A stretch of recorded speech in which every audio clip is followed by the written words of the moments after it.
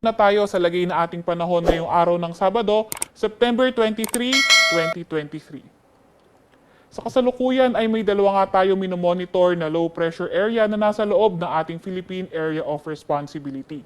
Ito isang low pressure area ay huling namataan kanina alas 3 ng hapon sa layong 530 kilometers silangan niya ng Katarman, Eastern Samar at yung isa naman nating low pressure area ay nasa layong 235 kilometers sa may kanluran ng Dagupan City sa may Pangasinan. Itong dalawang low pressure area na ito ay nananatiling mababa ang tsansa na maging bagyo in the next 24 hours. Meron din naman tayong minomonitor na southwest monsoon, nakakaapekto yan sa may southern Luzon, sa may Visayas, and also sa may Mindanao.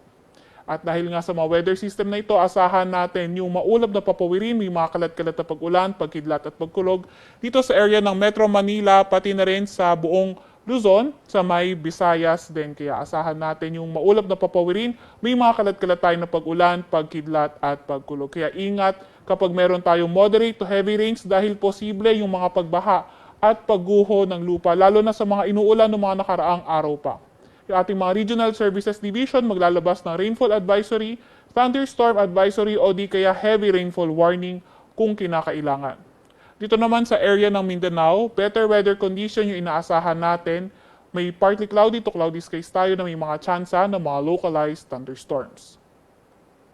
Para naman sa lagay ng panahon bukas, inaasahan natin mostly dito na lang sa may Central Luzon, pati na rin sa may Southern Luzon. Magiging maulan pa rin yung panahon natin dyan na may mga scattered rain showers and thunderstorms. Then dito sa area na mostly dito sa may malaking bahagi ng Northern Luzon, better weather conditions tayo kung saan may mga tsansa tayo ng mga localized thunderstorms, lalo na tuwing hapon at gabi. Agwat ang temperatura sa Metro Manila, sa may Legazpi at Puerto Princesa maglalaro from 25 to 29 degrees Celsius.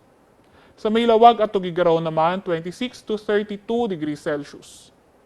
Sa may Baguio ay 18 to 23 degrees Celsius at sa Tagaytay ay 22 to 28 degrees Celsius. Para naman sa lagay ng panahon bukas sa Visayas at Mindanao, inaasahan natin for tomorrow, patuloy pa rin na magiging maulan dito sa may Visayas area, at better weather condition pa rin dito sa may Mindanao kung saan may mga tsansa lamang tayo ng mga localized thunderstorms.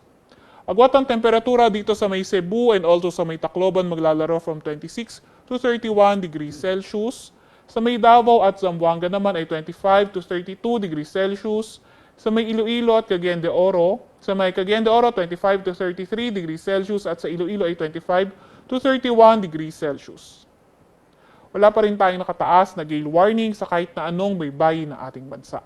Ang araw ay lulubog mamayang 5:52 ng hapon at sisikat bukas ng 5:45 ng umaga. At yan po muna ang latest mula sa Pag-asa Weather Forecasting Center. Veronica Torres, nag-uulat.